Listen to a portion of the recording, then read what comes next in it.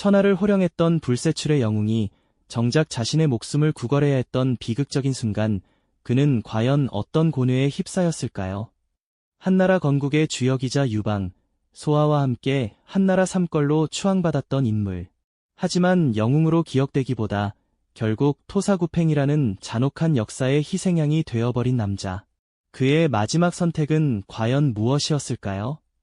우리는 오늘 한신이라는 이름 뒤에 가려진 파란만장한 삶의 궤적을 따라가며 단순히 성공과 몰락의 드라마를 넘어 인간적인 고뇌와 냉혹한 권력의 본질을 깊이 들여다보고자 합니다.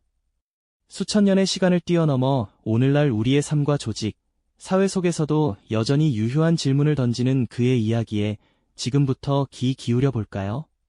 이야기는 모두가 외면했던 초라한 한 청년으로부터 시작됩니다. 그의 이름은 바로 한신이었죠. 당시 그는 그 누구도 그의 비범함을 알아보지 못했던 그저 미천하고 보잘것없는 존재에 불과했습니다.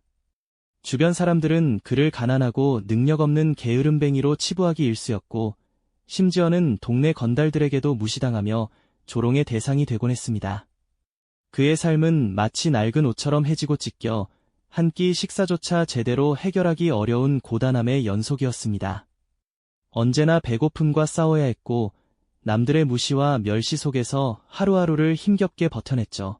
하지만 그 초라한 외모와는 달리 그의 깊은 눈빛 속에는 범상치 않은 무언가가 빛나고 있었습니다.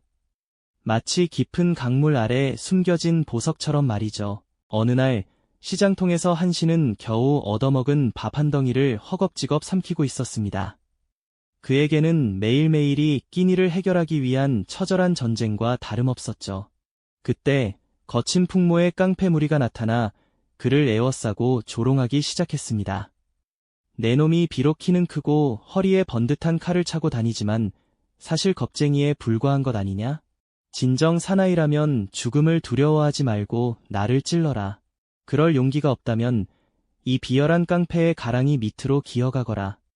깡패의 우롱 섞인 도발에 주변 사람들은 숨죽이며 웅성거렸습니다. 누구도 한신이 그 굴욕을 감수하리라고는 감히 상상조차 하지 못했을 겁니다. 하지만 놀랍게도 한신은 아무런 말 없이 흔들림 없는 눈빛으로 깡패를 응시하더니 천천히 무릎을 꿇고 그의 가랑이 밑을 기어 지나갔습니다. 그 순간 그의 허리에 차고 있던 칼은 그대로였습니다. 그는 칼을 뽑지도 그렇다고 놓아버리지도 않았죠. 이 장면은 많은 사람들에게 그저 겁쟁이의 굴욕적인 모습으로 비쳤을 겁니다. 비웃음과 경멸이 섞인 시선들이 그를 향했지만 한신의 표정은 오히려 담담했습니다. 과연 그는 단순한 겁쟁이에 불과했을까요? 어쩌면 그는 단순히 생명을 부지하기 위한 비겁한 선택을 한 것이 아니었을지도 모릅니다. 깡패의 칼날보다 더 날카로운 미래를 향한 그의 비범한 야망과 굳건한 결의가 그 순간을 지배했을지도 모르는 일이죠. 당장의 치욕은 훗날의 거대한 영광을 위한 작은 발걸음에 불과하다고 생각했던 것은 아닐까요? 그의 내면에는 이미 천하를 품을 거대한 그림이 그려지고 있었을 테니까요.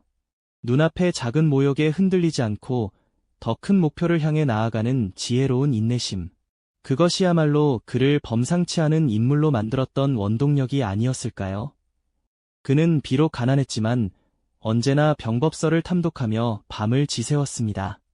겉으로는 보잘것없는 청년이었지만 그의 머릿속은 이미 수많은 전략과 전술로 가득 차 있었던 것이죠. 그는 무모한 객기 대신 때를 기다릴 줄 아는 인내심과 냉철한 판단력을 지닌 인물이었습니다. 훗날 천하를 뒤흔들 위대한 장수가 될 그의 모습은 이 초라한 시절의 굴욕 속에서 이미 싹트고 있었던 겁니다. 마치 혹독한 겨울을 견딘 씨앗이 봄이 되면 마침내 싹을 틔우고 거목으로 성장하듯 한신이라는 인물은 고난의 시기를 묵묵히 인내하며 자신의 때를 기다리고 있었던 것이죠. 아무도 그를 주목하지 않던 시절, 한신은 그렇게 자신의 내면을 갈고 닦으며 조용히 때를 기다렸습니다. 언젠가 자신의 비범한 재능을 알아봐줄 단 한 사람을 말이죠. 그의 가슴 속에는 미약해 보이지만 결코 꺼지지 않는 불꽃 같은 야망이 활활 타오르고 있었습니다. 과연 이 초라한 청년은 어떻게 천하를 뒤흔드는 위대한 영웅으로 발돋움할 수 있었을까요? 다음 이야기에서는 그의 운명을 송두리째 바꿀 결정적인 만남이 드디어 펼쳐질 예정입니다. 아무도 알아주지 않던 한신의 비범함은 마치 흙 속에 묻혀있던 보석처럼 언젠가 빛을 발할 순간만을 기다리고 있었죠. 그리고 마침내 그의 운명을 송두리째 뒤바꿀 결정적인 만남이 현실이 됩니다. 바로 유방과의 만남이었죠. 처음 유방은 한신에게 큰 기대를 걸지 않았습니다. 하지만 한신은 달랐습니다. 그는 천하의 대세를 꿰뚫어 보고 있었고 유방에게 천하통일의 큰 그림을 제시하며 자신의 비전을 당당히 펼쳐 보였죠. 그의 통찰력에 유방은 점차 귀를 기울이기 시작했지만 아직 그의 진정한 가치를 모두 헤아리지는 못했던 것 같습니다. 그렇게 한신은 유방의 휘하에서도 잠시 머물다 다시 떠나려 합니다. 자신의 진가를 알아주지 않는 현실에 좌절한 것이었을까요? 하지만 이때 한나라의 재상이었던 소아가 그의 뒤를 쫓아갑니다. 깜깜한 밤, 달빛 아래에서 한신을 간절히 붙잡았던 소아의 모습은 후대에 소아워라 추한신, 소아워라 추한신 이라는 고사성어로 길이 남게 됩니다. 소아는 한신이 평범한 장수가 아니며 그를 얻는다면 천하를 얻을 수 있다고 유방에게 강력히 주장했습니다. 단순히 뛰어난 병법가가 아니라 유방이 천하를 제패할 수 있도록 이끌어줄 유일한 인물이라고 말이죠. 소아의 파격적인 추천과 끈질긴 설득 끝에 마침내 유방은 한신을 대장군으로 임명하는 파격적인 결단을 내립니다. 변변한 공적도 없던 젊은이를 단번에 최고 지휘관의 자리에 앉힌다는 것은 당시로서는 상상하기 어려운 일이었을 겁니다. 대장군의 자리에 오른 한신은 곧바로 자신의 비범한 재능을 증명하기 시작합니다. 그는 기존의 병법에 얽매이지 않는 기발하고도 예측 불가능한 전략들을 펼쳐 보였습니다. 그 중에서도 가장 유명한 것은 바로 배수진 전략이었죠. 강을 등지고 진을 치면 퇴로가 막혀 병사들이 필사적으로 싸울 수밖에 없다는 것을 이용한 전술인데요. 병사들에게는 죽음을 각오한 결사적인 전투를 유도하고 적군에게는 예상치 못한 공격으로 혼란을 주는 심리전이자 전술적인 묘수였습니다. 이처럼 한신은 병사들의 심리를 꿰뚫고 지형을 기막히게 활용하여 수적으로 열세인 상황에서도 번번이 승리를 거머쥐었습니다. 마치 겉보기엔 불리한 조건도 그의 손에 들어가면 승리의 발판으로 뒤바뀌는 마법과도 같았죠. 그의 지략은 여기서 멈추지 않았습니다. 명수잔도와 같은 기만 전술 또한 한신의 전매 특허였습니다. 적의 눈을 속여 대규모 보수 공사를 하는 척하면서 실제로는 전혀 다른 길로 은밀하게 병력을 이동시켜 허를 찌르는 방식이었죠. 적들이 예상하는 바와는 완전히 다른 방향으로 움직여 방심한 틈을 노려 결정적인 타격을 입히는 것이었습니다. 이런 예측 불가능한 전략들은 항우가 이끄는 초나라 군대를 연이어 격파하며 한나라 군대가 천하의 패권을 쥐는데 결정적인 역할을 했습니다. 한신은 마치 바둑판 위의 수를 몇 수 앞서 내다보는 명인처럼 전장의 흐름을 완벽하게 읽고 주도하며 승리를 이끌어갔습니다. 그의 칼날 같은 지휘 아래 초나라의 강성했던 기세는 점차 꺾이기 시작했고 유방은 비로소 천하통일의 꿈을 현실로 만들 수 있는 강력한 기반을 다지게 됩니다. 한신은 단순히 병사들을 이끄는 용맹한 장수가 아니었습니다. 그는 한나라 건국의 기틀을 다진 시대를 앞서간 전략가이자 전술가였죠. 그의 등장으로 초한진은 예측 불가능한 드라마를 써내려갔고 역사는 한신이라는 이름 세 글자를 불세출의 영웅으로 기록하게 됩니다. 그의 천재적인 군사적 재능은 한나라의 승리를 넘어 후대 전쟁사에 길이 남을 전설적인 업적들을 남겼습니다. 이제 한신은 더 이상 초라한 청년이 아니었습니다. 그는 천하를 호령하는 대장군이자 한나라의 미래를 짊어진 핵심 인물이 되었죠. 하지만 영웅의 탄생과 함께 드리워지는 그림자 또한 존재했습니다. 권력의 정점에서 그의 운명은 과연 어떤 방향으로 흘러가게 될까요? 천하를 호령하는 대장군이 된 한신, 그의 위상은 하늘 높은 줄 모르고 치솟았습니다.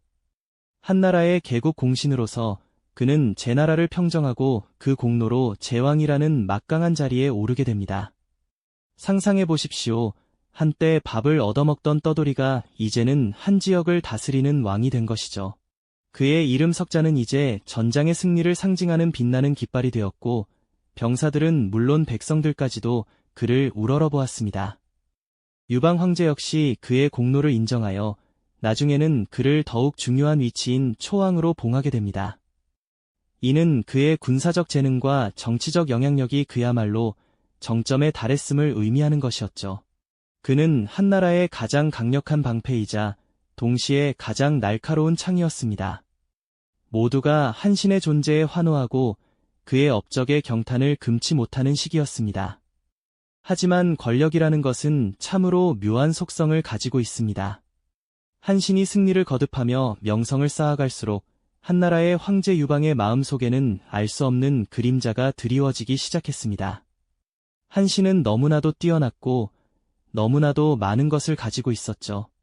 압도적인 군사력, 백성들의 열렬한 지지, 그리고 무엇보다 스스로의 판단으로 전장을 뒤흔들 수 있는 천재적인 지략까지. 유방의 눈에는 한신이 단순한 신하를 넘어 언제든 독립적인 세력으로 성장할 수 있는 잠재적 위협으로 비춰졌을지도 모릅니다. 황제로서 천하를 통일하고 싶었지만 그 과정에서 자신을 능가하는 존재가 나타나는 것을 결코 달갑게 여길 리 없었을 테니까요. 마치 자신이 심은 나무가 너무나도 무성하게 자라 오히려 햇빛을 가리는 것처럼 느껴졌을지도 모르겠습니다. 이러한 미묘한 긴장감 속에서 한신에게는 몇 번의 결정적인 선택의 순간이 찾아옵니다. 제 나라를 평정했을 때 그는 유방에게 가왕, 즉 임시왕으로 봉해줄 것을 요청했습니다. 당시 유방은 항우와의 싸움으로 정신없는 와중에도 한신의 요구에 크게 불만을 표했죠. 비록 장량과 진평의 조언으로 마지못해 승낙했지만 이 사건은 유방의 경계심을 더욱 자극하는 계기가 되었을 겁니다. 천하를 통일하는 과정에서 이미 자신의 세력을 공고히 하려는 듯한 한신의 모습에서 유방은 불안감을 느꼈을 테니까요. 만약 이때 한신이 자신의 군사력을 바탕으로 독립적인 길을 선택했다면 역사는 또 다른 방향으로 흘러갔을지도 모릅니다. 하지만 그는 유방에게 충성을 맹세하며 한나라의 신하로서 남는 길을 택했습니다. 그러나 그의 운명은 얄궂게도 또 다른 시험대에 오르게 됩니다. 항우의 옛 장수였던 종리매가 한신에게 위탁해온 것이죠. 유방은 종리매를 체포하여 자신에게 넘기라고 명령했지만 한신은 옛 전우의 의리를 저버릴 수 없었습니다. 그는 종리매를 보호하려 했고 이는 유방의 의심을 더욱 굳히는 결과를 낳았습니다. 황제의 명령을 거부하고 적국의 잔당을 감싸는 한신의 행동은 그에게 충성심이 부족하다는 오해를 사기에 충분했으니까요. 이쯤 되면 한신을 향한 유방의 시선은 단순한 경계를 넘어 제거해야 할 대상으로 변해가고 있었을지도 모릅니다. 주변에서는 한신이 반란을 꾀한다는 뜬 소문이 나돌기 시작했고 그의 주변은 점점 더 음모와 속삭임으로 가득 차게 됩니다. 천하를 얻는데 혁혁한 공을 세웠던 영웅에게 이제는 차가운 칼날이 드리워지는 순간이었죠. 한신은 과연 이러한 상황을 모르고 있었을까요? 아마 그는 자신의 위상이 높아질수록 드리워지는 그림자를 분명히 감지했을 겁니다. 하지만 그의 순수한 군사적 재능과 충성심은 권력의 속성을 꿰뚫어보는 지혜와는 조금 다른 결을 가지고 있었던 것 같습니다. 유방의 싸늘한 시선, 신하들의 묘한 태도, 그리고 끊임없이 들려오는 모략의 소리들 속에서 한신은 고뇌하고 번민했을 것입니다. 자신이 세운 한나라의 번영을 보면서도 동시에 자신의 운명이 위태로워지고 있음을 느끼는 그 복잡한 심정은 어떠했을까요? 그의 얼굴에는 불안과 함께 깊은 회한의 그림자가 드리워져 있었을 것입니다. 영웅의 탄생과 함께 시작된 이야기는 이제 예측할 수 없는 비극의 서막을 열고 있었습니다. 과연 한신은 위태로운 상황을 어떻게 헤쳐나갈 수 있었을까요? 하지만 역사의 수레바퀴는 이미 멈출 수 없는 방향으로 굴러가고 있었죠. 유방은 한신이 가진 군사적 재능과 잠재적 위협을 결코 좌시할 수 없었습니다. 그에게 한신은 더 이상 함께 천하를 도모하던 전우가 아니라 언제 터질지 모르는 시한폭탄과도 같았을 테니까요. 결국 토사구팽의 비극적인 그림자가 한신을 덮치기 시작합니다. 그 시작은 바로 한신이 가진 병권을 빼앗는 것에서부터였죠. 유방은 한신을 초왕으로 봉했지만 이는 겉으로는 명예로운 자리였을 뿐 실제로는 그의 영향력을 축소시키기 위한 교묘한 술수였습니다. 그리고 얼마 지나지 않아 유방은 한신이 모반을 꾀한다는 거짓 고변을 빌미로 그를 체포의 수도로 끌고 옵니다. 천하를 통일시킨 대장군의 운명이 한순간에 나락으로 떨어지는 순간이었죠. 한신은 자신의 충성심이 의심받는 상황에 깊은 절망감을 느꼈을 겁니다. 그는 자신이 유방에게 얼마나 큰 공을 세웠는지 또 얼마나 헌신했는지 누구보다 잘 알고 있었으니까요. 하지만 권력의 속성은 그런 공로와 충심을 보지 못하게 만들었습니다. 결정적인 순간은 유방이 원정 나간 틈을 타 찾아옵니다. 여태후와 승상소와는 한신을 제거하기 위한 치밀한 계책을 세웠죠. 토사구팽이라는 비극적인 운명을 완성하기 위한 마지막 한 수가 던져진 것입니다. 소아는 한신을 장락궁으로 불러들여 마치 유방이 개선하여 그를 축하하기 위해 마련한 자리인 것처럼 속였습니다.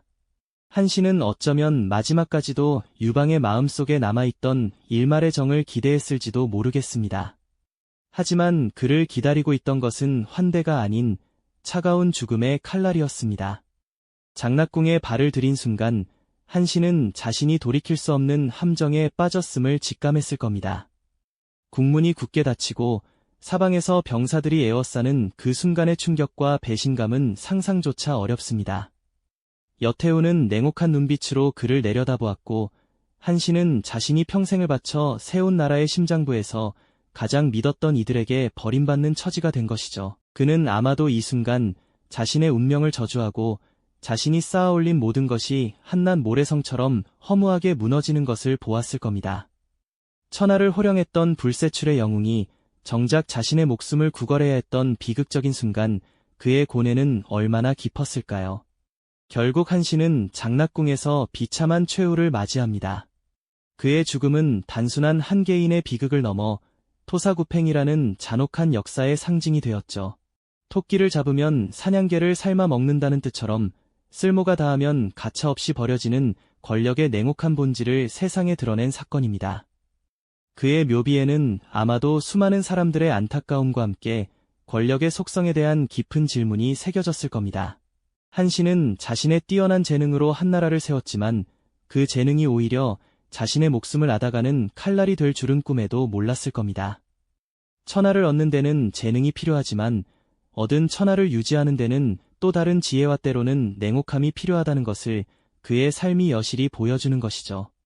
영웅이라 할지라도 권력의 속성 앞에서는 연약한 존재일 수밖에 없다는 뼈아픈 진실을 말입니다. 수천 년 전 한나라 시대에 벌어졌던 이 비극적인 이야기는 오늘날 우리에게도 깊은 울림을 전해줍니다. 한신의 삶과 죽음은 권력의 속성과 인간의 욕망, 그리고 조직 안에서 반복적으로 마주하는 토사구팽의 잔혹한 현실에 대해 다시 한번 생각하게 만들죠.